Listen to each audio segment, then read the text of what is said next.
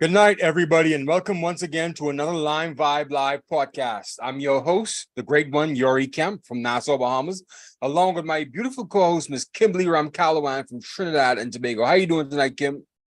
Good night, Yuri Camp. Yuri Camp. I'm trying to say it. Yuri Camp. Yes. Because my mom would kill you if she heard you saying Yuri. She would strangle you. Here's the thing, right? Here in Trinidad, I actually have a few we had some neighbors and their name is also Yuri, and they how does he spell it? Like that. They spell it the same way and they say it. Yeah. Okay. Good. Yeah. So you should have practice. That's good. Yeah, but yours is you pronounce it with the Yuri Camp. Yo. Yes. So I have to remember the yo. Yeah, Yuri. It's amazing how a lot of people in Nassau can't even figure that, they can't like process that. They've gone to the rhythm of saying Yuri and they're so intellectually lazy. They say Yuri or Uri. I mean, like how do you say your own? Like yours. Yes, that's all it is, yours. Yeah. I understand.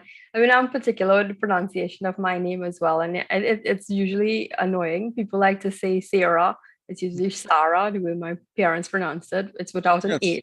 Sarah. Sarah. Yeah, Sarah Ramcalawan. Kimberly Sarah Ramcalawan. And Calawan. Not Calawan. I wish it was Katie. It would have been less, problematic for those who are charged with having to say my name. One of my former co-anchors, he's of Indian origin here in Trinidad, and he too had problems saying my name Ramcalawan, and he used to practice it on the morning show with me. Was he of Indian descent or was he African? Yes, he is. Oh, wow. Then he would walk around the newsroom saying it as well. It's like, I need to say that because everyone else is usually KHE Kilawan. I've seen another Ramcalawan in Guyana, so I guess it's a common name in the Indian circles, I guess. Yeah, so usually people here in Trinidad, even Professor Patrick Watson accused me of being Guyanese when he saw the spelling of the name being KHA, because the KHA is not that popular here in Trinidad, though I have come across a good few. It's really the KHE. But I'm really not supposed to be a Ramcalawan. I'm not related to any Ramcalawans here in Trinidad. All my relatives are actually in the States, and everyone's name was actually supposed to be Chady. Yeah, Chady. You told me that. Yeah, you're Chady. So no one knows that, but it's because of what my grandfather did. He gave us his surname, his first name as our surname. So his name was really Ramcalawan Chady. Okay. Lucky him. Any relation to the Dole Chady gentleman? No, and here's the thing. If you really know the history of Dole Chady, that's not his real name. That's our real name, right. Yeah. He actually gave himself that name. He has another name. Oh, because he's on the one, right? Yeah. I'm not sure. There's a history behind it. If you watch the movies, if you read the books and stuff, you'll come across it. Yeah, movies about Dole Chady? Yes, we actually do have movies here in Trinidad about Dole. Really? Okay. Anything posted on YouTube? I'd like to watch one. Look it up on YouTube, actually. Okay, I'll look it up on YouTube. Yeah, Dole Chady. Because I'd like to find the history and the background of him, Because he was executed, wasn't he? Yes, he was. He was one of those that was executed. Yeah. Notorious drug kingpin, right? Yes. Yeah. That's funny though. That he changed his name. But then I guess it's typical for criminals to change their name and go on the run and stuff like that. But it's more catchy than what the name that he had. I think it was Namdeo or something like that. It was a rather long, it was a lengthy name.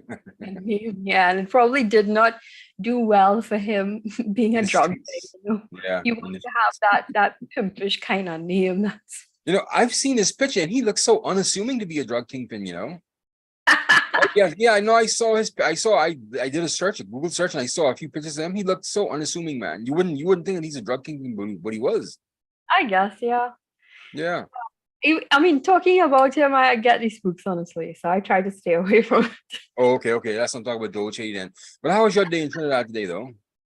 Everything's okay. So I need to say hello. I know we have a good bit of followers from Suriname, Guyana, across the diaspora in the Caribbean.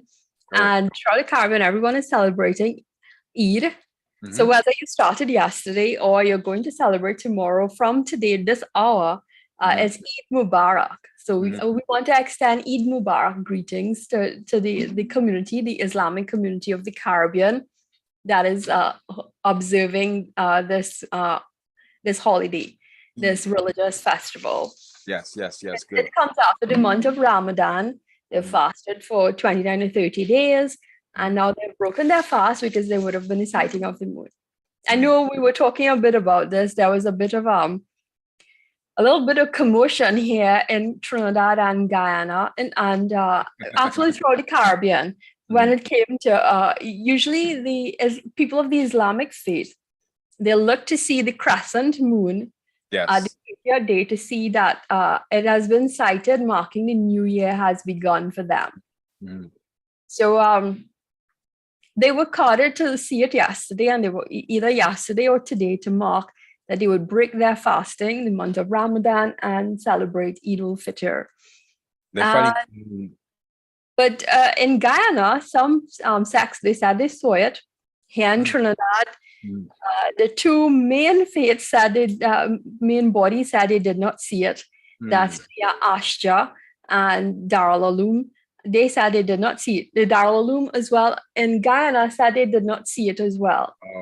But the Central Islamic Organization in Guyana said they saw it. And usually, if Trinidad has not spotted it, now our skies here in Trinidad has been relatively cloudy. We have Saharan dust and clouds. We're supposed to be experiencing a low-level trough to bring in rain. I'm not sure if that would have prohibited the Muslim clerics from sighting the moon and the crescent moon and the star. That's why they did not celebrate it. However, there has been much debate among a lot of the imams in several communities saying that to make someone fast an additional day would be a sin, and it's actually today. So you can't hide the moon, though.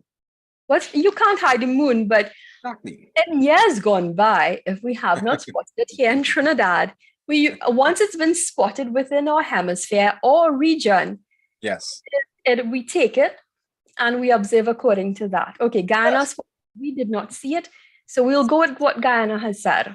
Oh, wow. Okay, right? okay. This year we disregarded what Guyana said, and they went with that one. But there is a conspiracy among Trinidadians, Muslim Trinidadians. They are saying that, okay, so at the start of the month, at the start of Ramadan, they would advise our president when to give the national holiday for the entire country to observe it. We get a national holiday for this religious observance, and they had set it. They advised the president that you should select the 22nd because that's the day that is most likely to sight the moon, which is today into tomorrow. Okay. And, a lot of them have been arguing last night I was following social media last night to see what was happening. I was going back and forth throughout the entire region. Barbados said they did not cite it. Jamaica said they cited it because the Central Islamic Masjid in Jamaica, they observed it today as well. And so did the Muslims in New York, and those of the Caribbean diaspora based in New York and Florida, they would have also observed it today. Okay. So I mean, all you have to do is go back into the history and see whether or not the moon showed up, right? I mean, you didn't have to actually physically see it, right? We have every religion has its who want to stick to the books and that kind of thing. So I believe that is what probably transpired. A lot of them were saying to justify advising the president to give tomorrow the holiday. That is why they stuck with it and saying, really, tomorrow is Eid, so we'll observe Eid tomorrow. But most of the rest of us here, we did not get a public holiday today. The public holiday is Saturday, which is kind of like a waste, Yeah, it's a waste. Yeah, you want your public holiday on a Monday, You want a public holiday on a Friday or a Monday because you've got an extended weekend. Exactly. I mean, mind you, business kind of gets cut in a sense. But I mean, even if it were to fall on a Sunday, you would get Monday off, right? Yeah. So everyone was looking at it in that sense. But I have actual friends and family that are of the Muslim faith, and they are observing today. Their Mhm, masjid actually held services this morning at 8 o'clock, mhm. and they did their prayer and they give their alms and whatever. We had parliament as normal. Yeah, I can imagine. I can imagine, right? Everything went on as normal otherwise, But they So, ended parliament proceedings early because they were on like the fourth speaker debate, and okay. they caught him within the second sentence of his debate. Okay, we have a motion to adjourn the house sitting right We- now, and those of the Muslim faith decided to deliver their greetings to the country and what have you. Okay. Faris al How many Rawi, Muslims do you have in the house? Tariq Hussein, yeah, got up How and many said, Muslims do you guys have in the house? I cannot count. You see, you can't really guess by their names. We've got a Oh, good bit, they've got a good bit on both sides. okay, okay. I can't really say, you never know that people's faith just based on their name. Some you can probably have an idea. Not Mhm. everyone with a Muslim name means that they're Muslim. I mean, people see me as an Indian and they think I'm probably a Hindu, but it's not. You can be either or. Mm. And So, all Eid is just the breaking of the fast, right? From Ramadan. That's all Eid is, right? it is a breaking of the fast here. Mhm, They've got their special prayers. They offer their prayers. They give alms to the needy and poor. mhm, And it's like their version of Christmas in the sense that they've got this large feast, mhm. right? And they have special treats that they make and share within families, and family come together, and it's a gathering, of course. Yeah, Just like yeah, any yeah. religious celebration, Diwali is the same thing as Christmas is. Mhm. So the Valley is like Christmas and Eid is like Christmas. Yeah, when it comes to, the celebration, the food and things like that. Diwali, obviously, you've got the lighting of the diyas, Mhm, which is the small clay lamps. mhm. Eid is the breaking of the fast. People, I mean, as a news reporter and as a presenter, I've actually had to work in some radio stations. We actually cover the prayer services Mhm, live and things like that. mhm. Okay, okay, okay. But yeah, Wow, that's a really interesting time. Then you're arguing over the moon. arguing at the moon. I Arguing mean, over the moon, it's, it's that's something everyone, yeah, the whole debate last night erupted. Like, when will our religious leaders get it right? I can imagine. I can imagine, right? Because all you Yeah, have to do is look up into the sky, or at least get a weather report and see where the moon came out. And usually, if you look at your calendar, it says whether or not the crescent moon or the half moon or the full moon is going to be out anyway. So I mean, that's kind of strange. But each religion their own. You want to do things by the book, and they want to see yeah, with their own eyes. exactly. So yeah, yeah, I can respect that. You know, I So can I mean, respect. so there was like this division among the those of the faith, Mm, and across the region actually. yeah, Barbados said they did not cite it, so I don't think they had observances. mm, Trinidad, there were a mixture of both observances. They said we'll celebrate today. Some say we'll celebrate with our friends and our family today and tomorrow. And the same, Guyana declared theirs mm, today, and their president, they had their observances today. I saw our president, Irfan Ali, he celebrating with his son at the mosque. yes, He had yes. his son with him and his wife, and they were participating in celebrations. That's strange. And I wonder why Islam spread through the Southern Caribbean, but not the Northern Caribbean. I mean, Um, the history, the history mm, with remember the indentured laborers would have mm, come to Trinidad, right, right, right. The Indians, right? Guyana, through the East Indians, they would have brought that faith with them. Yes, yes, yes. Right, right, right, right, right. So that And is why Bahamas and the Northern Caribbean, we don't have that history. That's right. we Okay. don't have that much. Jamaica has a few has Indians because they would have had indentured laborers as well. Yes, yes. The plantations. Yep. So Jamaica has that, Mm, and Barbados has as well. I'm not sure as to the extent of their mosques and stuff. Grenada has. mm. So there's Trinidad. Well, obviously Trinidad, Suriname. Suriname has not just the East Indians, but they've got the Indonesians that actually are of the Islamic faith Okay. in Suriname. So because of the Indonesians, what they call the Javanese, they have Japanese. Yeah, yeah. Wow, they they have a huge Muslim influence there. yes. And I find there's a difference between the the English Caribbean and the non-English speaking Caribbean in any event, because I find most of the of course, most of the non-English speaking Caribbean, they follow either Catholicism or they have a mixture of Islam and some kind of Protestant kind of religion. Whereas the Commonwealth Caribbean, the English speaking Caribbean, they follow a different, they follow Christianity for the most part, right? And it's just the observances and the way they put their emphasis on certain religious traditions. Like you would think all Christians are Christians. No, all you have to do is visit the Caribbean and you'll find that Catholics are very different from Anglicans, very different from Baptists. Yeah. Yeah, very, very different. I find that even the deportment of certain people from the other Caribbean islands, they're a lot different, you know, like even ones who were formerly colonized by the French or by the Spanish and then went in English, they have a different deportment. Even St. Lucia is a bit different from, I would say, Barbados or Grenada. They're a bit different. Yeah, they've got a heavy French influence. Yeah, And yeah. right, they're closer to Martinique, so they've got that heavy French influence there. Yes.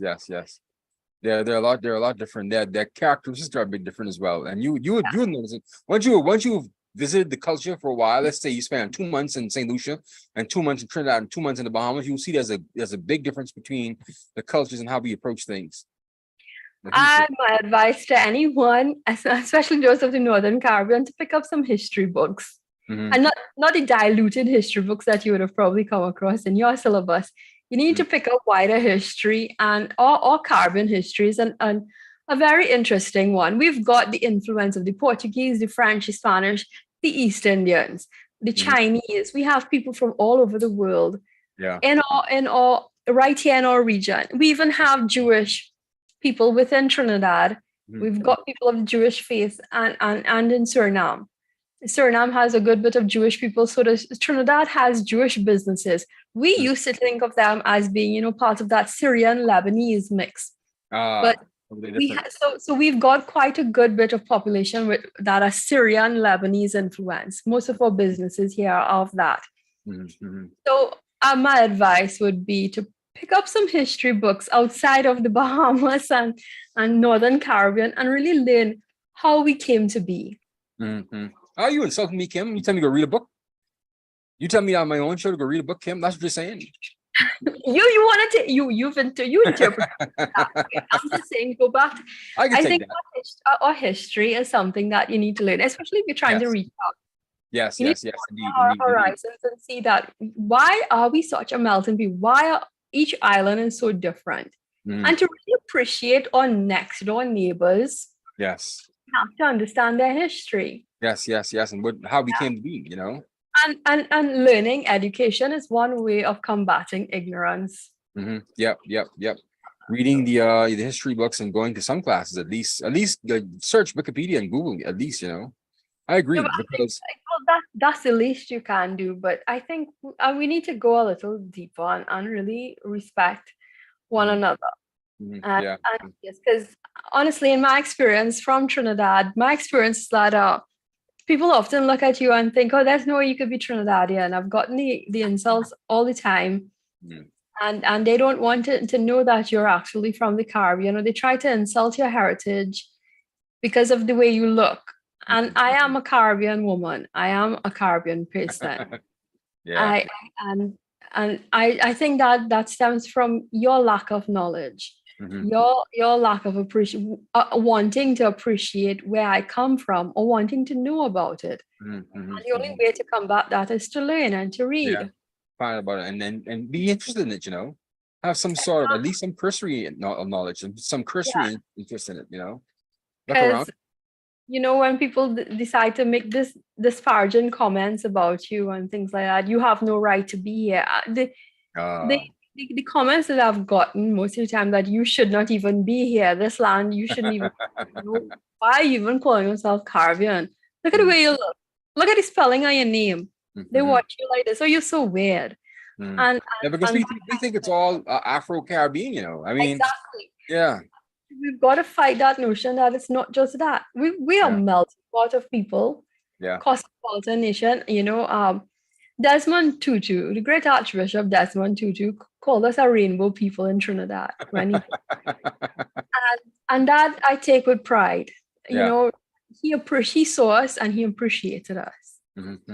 So you need to It look at it. melts through the society, and they say more culturally diverse populations, they strive better and they have more success with building a country, because it takes a whole different a lot of different people to bring something together, make it work. Like you say, a Yeah. melting pot. Yeah, it makes it interesting, And here's the thing, a lot of people usually think that when they see the Chinese population, the Chinese actually face the same thing as some of the Indo-Caribbean and even the whites and the Syrians. People usually think that the Chinese are recent newcomers to our shores. They aren't. The Chinese actually were brought here prior to the indentured laborers. They were brought after slavery was ended. And they were not able to withstand the harshities of working on the field. Yeah. So they let them go, and they thrived in opening laundries and their little grocery shops here and there. They've got laundries in Trinidad too. Yeah, I mean that's what they do in New York. That's what you know them to do as well. But they had The Chinese, they have a model, Kim. They have a model. Here, what they do here in the Bahamas is that they have a triad of businesses. You will either see you'll see the food store open, the grocery store open, then you see next to the liquor store. No, right next to that, you see the restaurant. You see the Chinese restaurant. So all of them feed off of one another, and all of them all stuffing each other. 1800s, Yori. But when they came in the 1800s, prior to the East Indian indentured laborers, right? So that's our history. Yes, you've got the Chinese that recently came, but there are long-standing Chinese that have been here over 200 years. Yeah, wow. Right? They've established themselves. They are part of our culture. They, so we had Chinese food a long time. Fried rice, and we were enjoying these things a long time ago. So yeah, that's interesting, man. But they are keen at business, though. I mean, that's like how you say they have a particular model, like laundries and food stores and restaurants. They know what they're doing, And I found out from here, the ones that came in afterwards, right? And that they're so sharp, right? They ingratiate themselves into the society and they work along with everybody. And they don't bother anybody, but they work along with everybody. They find exactly who to go to make sure they get their business off and running and to make sure it's successful. So you can't really hurt the Chinese. You can't really be mad at the Chinese, They're just like the Jewish people, They find how to way to make money. They are very good at that. Yeah.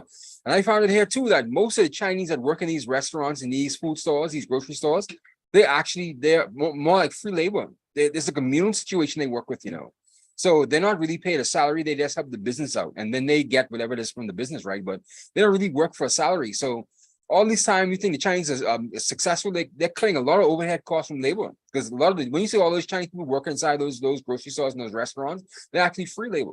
They actually help us community. So I find that to be something that's extraordinary that Black people really can learn from, Help your brother and sister out, man. You see your cousin start a business, help him out. You see your brother start a business, help him out. And be free labor for a while and help him out and see how you could build that for him. But such is life that you can't even trust your brother who you're trying to help, because the minute you give him free labor, he'll kick you to the curb. And that's how they go. That's the Afro. Oh my goodness. That's the Afro experience. I tell you that, boy. We got to be better. I think it's getting better, though. It's getting better. But we got to do a lot better. Because we just hate each other to such an extent. And I have to blame that on colonialism, too, you talk about the East Indians and the Chinese, Kim, but you guys have not experienced the slavery that we've experienced and the hatred that we've experienced from the colonial masters. You guys haven't endured that. And you don't have a history. There is actually. This is what I'm telling you. Look into the history. The entire region has faced that racism when it came to the enslaved. There are people who are fighting, and we've learned to live with each other in love and unison in that sense. We have a common battle. But if you really were to look into our history, you would see what they endured. So every Indians were brought into slavery. Enslaved, yeah, they suffered quite a good bit. And our records, we have our Emancipation Support Committee here in Trinidad, and the whole reparations committee. If you go into the university and cultural studies and things like that, you will come across it. So it's not something that is specific to one country in the Caribbean. The entire Caribbean faced it to an extent. That's why you're seeing a lot of countries, they are joining the fight in calling for reparations. If you I, walk I don't think through it's that stark as the Afro-Caribbean still, Kim. I mean, you have to admit, the Afro-Caribbean no, I'm talking about the Afro-Caribbean in Trinidad. okay, okay, That is what I'm talking about. okay, okay. If you come here in Trinidad, you will see relics Mhm, that represent our colonial past, that mhm, represent slavery. It represents quite a good bit of hurt and pain, mhm, mhm, and it's observing it, but it's part of our history. Every mhm, Caribbean territory has that. mhm, It's how we view it. And we mhm. really need to band together and really look at each other's history and understand it. That we Yeah, stand, that you all stand for something. yeah. So what So is one of the UWI quite still doing with cosmopolitan reparations? people, what's that? What is UWI still doing about reparations? Didn't they have a committee on reparations? But I think I know Sir Hilary Beckles is leading the way with that. We have Professor Vereen Shepherd Mhm, in Jamaica. She too is, they are members of the UN committee. yes. They they represent the reparations committee at the United Nations level, Mhm, and with the people of African descent, the decade of people of African descent. I think it's nearing the end next year or this year. mhm. They would have drafted a good bit of calls to these things, payment, and you're seeing some coming through, price sprinkling and things like that. But I think it has garnered a good bit of attention. Yeah. It's created that thinking among all people Mhm. as to what needs to be done. Yeah, That yeah. The only thing I have reservations with, sorry, Kim. The only thing I have reservations with, where's the money going to go? If we do get reparations from these larger European countries, where's the money going to go? That's my only reservation, because if it goes to the same people that are in charge now, we'll never see a dime of that, and you know that. I'm not too sure if Mm, perhaps I'm not sure if they're looking into the families' mm, legacy, as to how each family, they would have gone by their names, mm. their colonial master names, and based on that, you can probably Yes, ascertain yeah, just how much is owed yeah. and needs to be given back, and their lineage, Mhm. as well as your setting up of scholarship funds and things like Yes, that, specific to these names and people of this heritage agreed. communities that they would have ruled and things like that. The I'm very not least. sure, but I'm thinking perhaps all of those things need to be sorted out. Yeah, I think so. More than just scholarships, I need cold hard cash. I'll tell you the God's honest truth. I need cold hard Yeah, cash. I believe everyone would agree with you there. Yeah. you know but But I have to say that the British tried their best with trying to make up for it at least a little bit. They've treated us a little better than what the French have done, what the Spanish have done in the Latin American colonies, right? But still, definitely, there's a lot to be done. I think because they've got the longest reigning, most popular monarch in Yes, history. yes, And, Queen Elizabeth, she would have been the one that started the whole Commonwealth.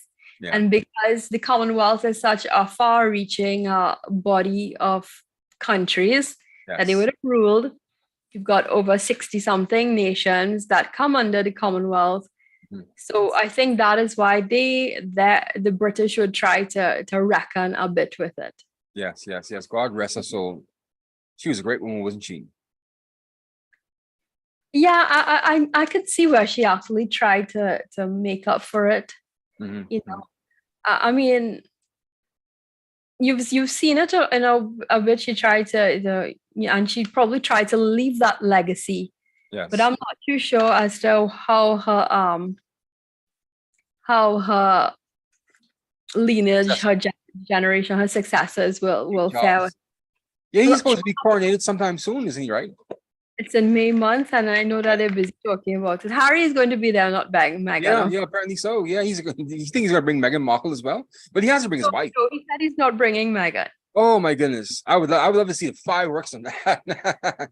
But they've done a lot of damage to that family. I mean, me personally, I don't know the royal family. Of course, I don't know the royal family, right? But still, though, I don't think the Queen Elizabeth needs to go through that in the last years of her life, going through the saga with Meghan Markle. Yeah, she didn't need to go through that. The old girl didn't need that. And you could tell that kind of dragged her down too. That kind of pulled her down as well. That would have hurt her and Philip, Yeah, uh, yeah. despite anything. And I remember William saying, "We are not a racist family." Well, for William to say that against his own brother. Yeah. Harry to come out. Harry came out with the book Spare. Yes. And that stemmed from the comment Charles would have made to Diana. Oh, you gave me an heir and a spare, Oh meaning wow. William was the heir, and another son meant the spare. Yeah. You would tell Harry doesn't care though. He know he's not going to be the king, so he doesn't care. He just living his life the best way he can, taking advantage of his celebrity. And do you blame him? Do you blame him? And he wants to be that way. He's true. He made that part himself. William is being the elder. He knows that he has to follow and be the mature one. And I think William and Kate are doing a fantastic job. Yeah, I think everyone likes Kate. Everyone likes seeing William and Kate. They've brought a new face to the monarch. A more personable thing. Being young, first of all, being young and so in front and being helpful, there's this Earthshot Awards that they fund, and they're usually present for that. And you see them out and about in the public and doing a lot of charitable works that that probably lives up to Diana's reputation and her legacy. Yes. She's trying to be Diana. Kate is trying to be Diana. I don't think so. I think Kate has carried herself in her own grace and does her own thing. She's maintained a peace. She understands her role compared to Meghan entering into this what they call it. What's Harry's name for the whole system? He's the well, let me do a quick Google. Harry's the Earl of something, Earl of Wessex, right? What he calls he and Meghan dubbed the monarch and the whole system. They gave it a title of entering it. But I don't know. Kate has found herself, in this situation, and she's gone with the flow. I think she knows what is expected of her. She knows how to carry herself as a dignified lady. Because her in her college days, she was rather wild and walking the runway, and of course, she's a Hollywood starlet. They're all liberal and they're all free spirited. But you can tell, right, that family, that the royal family, they were a bit taken aback when he married a black woman, right? You know that, right? That didn't go down too easy. I mean, they could say they're not racist all they want, right? But they wanted him to marry a traditional white British girl, English girl. He was actually courted. He was in love with a white girl. And she said she's not going to have any of this. She wants her freedom, her liberty to live her life. She could not stand the public scrutiny. She could not stand the cameras. And she left him. And then he found himself in the arms of Meghan Markle. And took her from her husband, didn't he? When I saw her in the show, was it White Suits or was it Suits? Yeah. Suits is the name of the show, right? The television show on USA. And I never took her for being a colored person. I always saw her as being white. Really?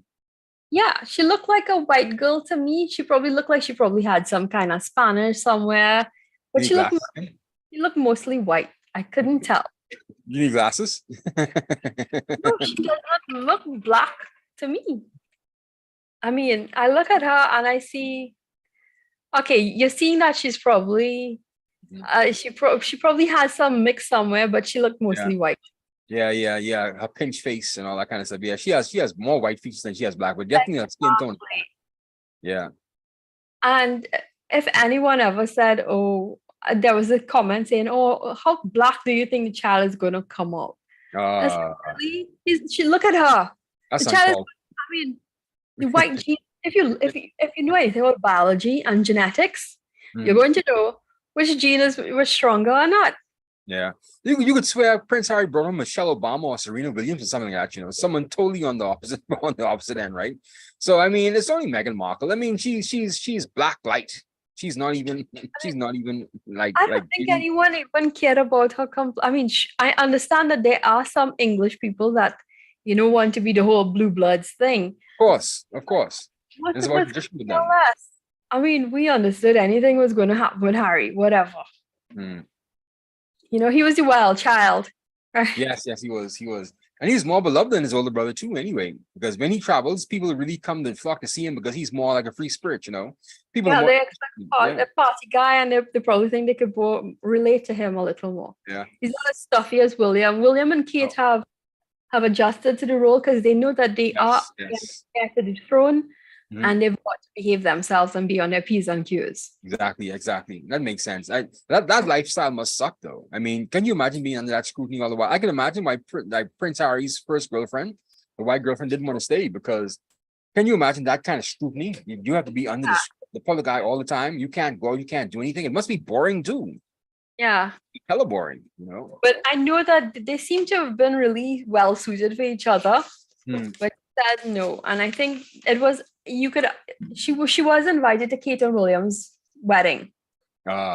She was present. And after that, she said, I really can't stand this, you know, and that's it. She bowed out and got herself. Yeah. So it looks like Prince Harry likes a certain type, you know, he likes a certain type of free spirit, whether it's black or white. Yeah, I mean, but she was she was a well-behaved girl in that sense, but she just was not up for the public scrutiny. When I look at her, it's like they made a really nice couple. I mean, Meghan is nice as well, but after what we've seen her said and things, like, okay, I really don't care. She was what, a C-rated actress. Yeah, if that, you know. You have to admit that she was not really up there in Hollywood. No. I mean, being on Suits, USA Network, that's equivalent to a soap opera actress. Yeah, it's not blockbuster movies, right? Opera actress, you know. You know, it's not Scarlett Johansson type, you know. Yeah. So I mean, and then she's trying to live off that. I mean, if you had the status like of a Grace of Monaco or something like that, you're not that. Yes. You know, Grace Kelly was a notable actress. When you look at actresses that entered, you know, Monarchs, Grace Kelly was one that was making big films, you know, with all these big actors. And when it comes to Meghan Markle, I don't see that. She was not making. I don't think they were even nominated for any awards. You said the right thing. She's a C-rated actress, Kim. She was nothing special like that. Right. And then she came and she entered and demanded all this attention and big hoopla. I mean, you entering a system that has existed for hundreds of years. Yes. You need the firm, they call it the firm. You need to acknowledge that and respect it. This is not America, it's England. You know, and this is what I as we go back, it's a matter of respecting people's cultures and traditions and things like that. Yeah. Right? America, they don't care, whatever it goes, you know. You know, they've got, you know, freedom of speech and constitution to be anywhere. I mean, yes, we've got freedom of speech here in all territories, but you know, to the level of liberty that they've gotten, it goes beyond moral expectations. Right? It does. You know, it really does, man. It really does. But in saying that, though, I mean, I wish Harry all the best. But he looks like the kind of guy when you run into him, you know, you want to smoke a joint with him. You know, he looks like that kind of fellow. Don't you think so? He looks like that kind of laid back, free spirit person that you could actually have a beer and a joint with. Yeah, you actually has pictures of him liming with Rihanna. With Rihanna? And Rihanna and things like that. So you think Rihanna's his type? I don't know. He probably busted a move on Rihanna. No, Rihanna is the Barbadian queen, and she, you know, if he had gotten someone like Rihanna, well, that's a different story. Well, yeah, that would be madness. You know, we wouldn't have stopped hearing about that. You're mad. But you think Rihanna surpassed Beyonce yet? In my book, Rihanna is a more class act. Really? Beyonce. Yeah, I think so. Oh, why do you say so, man? Culture makes a difference. I'm probably biased here, but you know, she carries a world of culture. She holds true to her roots. Yes. And her culture. Yeah, it does. That's what makes a difference in my mind. I'm not really a fan of their music, I have to admit. After that, Under My Umbrella song, it's like that was the most ridiculous. Oh, but one time I was in the UK, right? I was walking through the tunnel and I listen to this. He looked like he was a Middle Eastern guy, and he was on his phone. He was saying, Ella, Ella, eh. I was like, look at it and say, wow, it's so strange, man. I couldn't stop laughing. Say, Ella, Ella, Ella, eh. With his accent. I was like, wow. I couldn't stop laughing. But I think he was pranking me though. He had to be pranking me. He wasn't serious, Probably figured that you were Caribbean, so he could probably mock you a bit. I'm not sure. That's probably Maybe.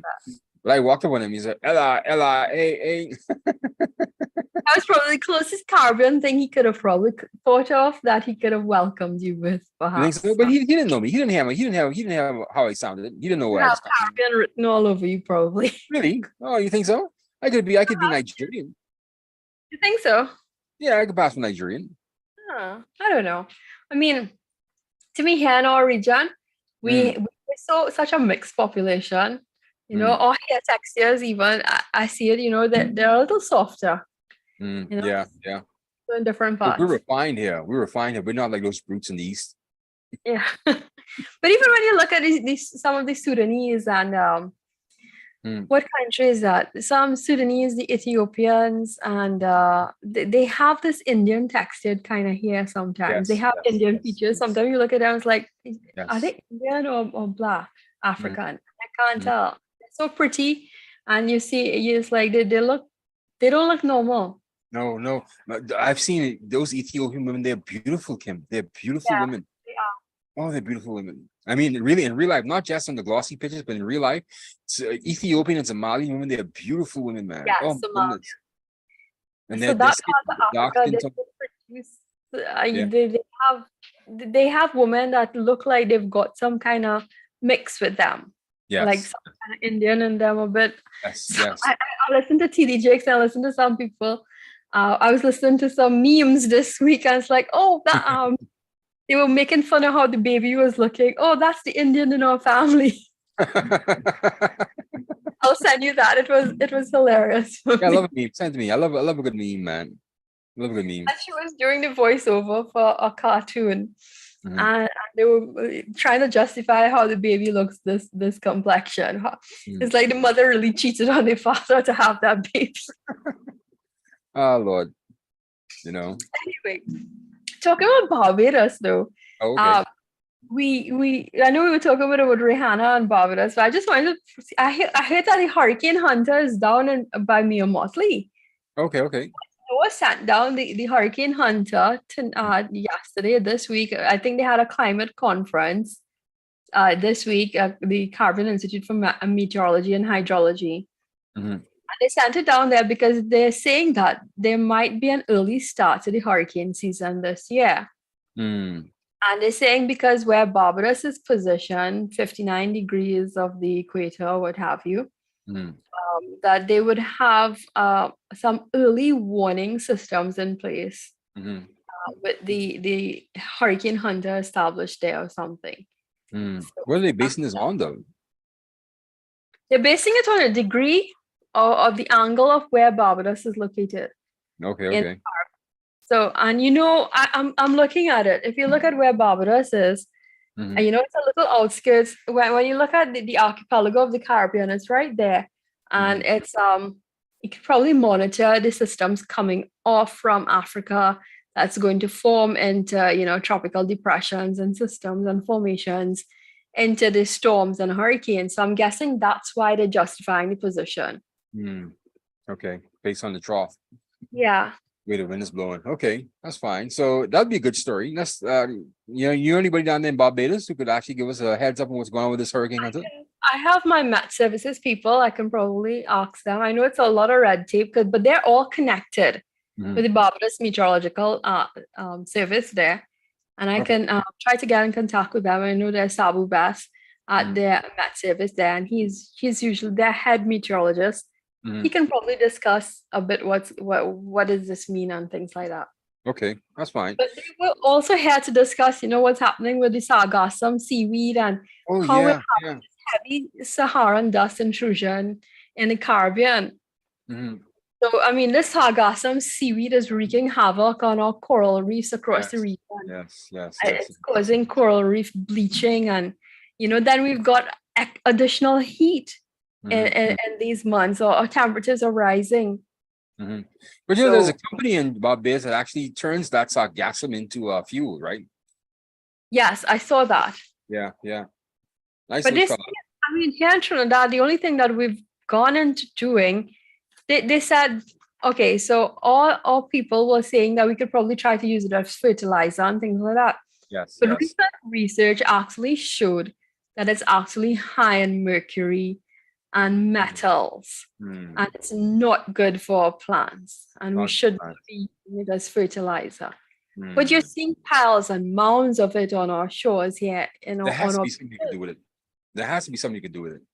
something we need to make use of it. But I like the idea of the fuel, Yeah. you know, Fuel and that's a, fertilizer. Yeah. if we can't use it in anything, when it comes to compost and turning it into something into soil, if it's too if it's too much too dangerous in that sense, I think the fuel is the best option. Use it Yeah. for some kind of energy in that way. Yeah. Some kind of energy, some kind of kerosene or something like that, Yeah. That's the best thing you do for it, because it's killing the coral reefs and smothering these beaches. We in the Bahamas we haven't seen as much of it, but apparently in the far eastern part of the Caribbean, USVI, BVI, Barbados, they're suffering with the sargassum, man. Up to Florida is experiencing it. Along the Keys, along Panama Beach Yes. in Florida, they're experiencing it. So the entire Caribbean is seeing this But you hear invasive. something though, in the Bahamas, we're not seeing that much sargassum seaweed here. We're not getting that much. So Yeah. apparently it's skipping the Bahamas and going straight to Florida. I don't. So it's I guess sargassum.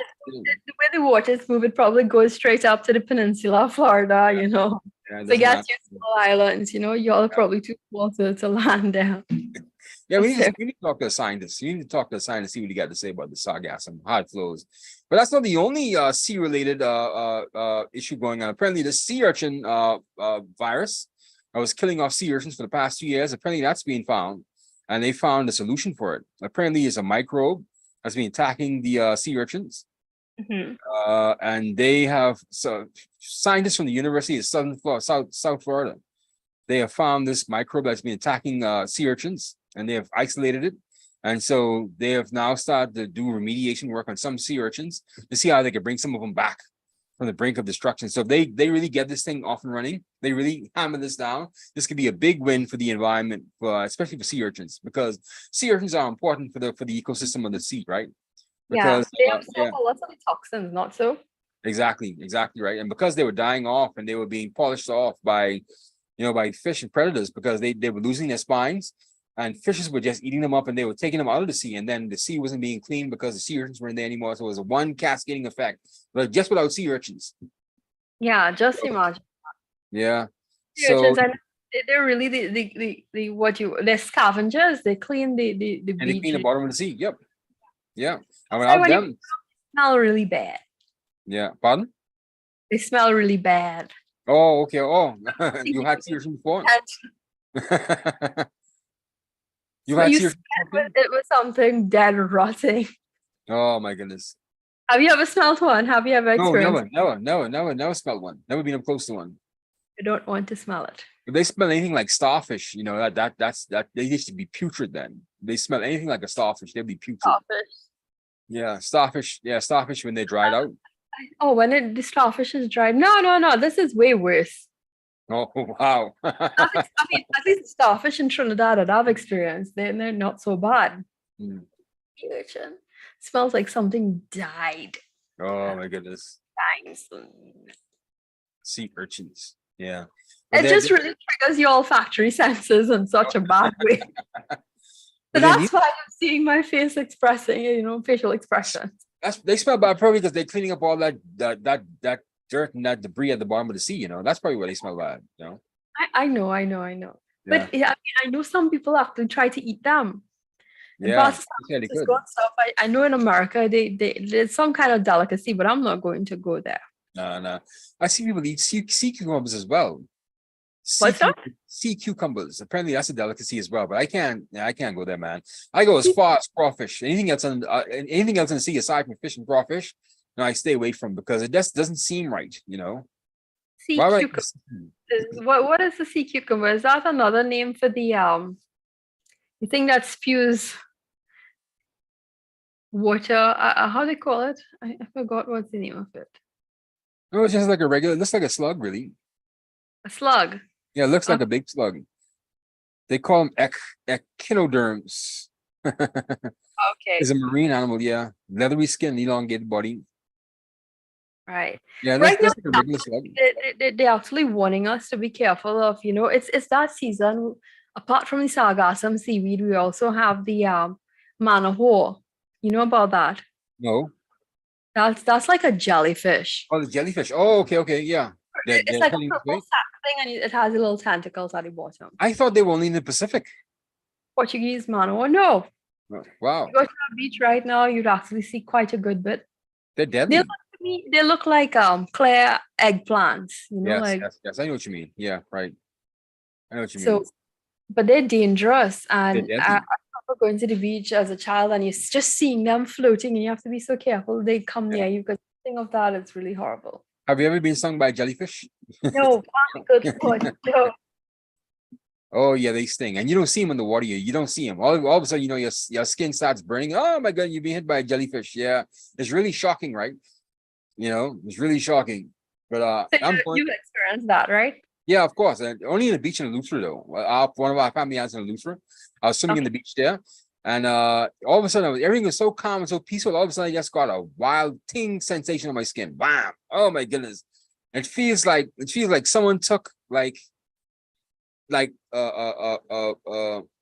brush with needles on it and just hit you right on your skin and just like hit you right open. Yeah, it's a very, very shocking feeling. And you have to get out of the water. You have to really get them off of you because they would really start stinging. They keep stinging you as well. They just don't sting once.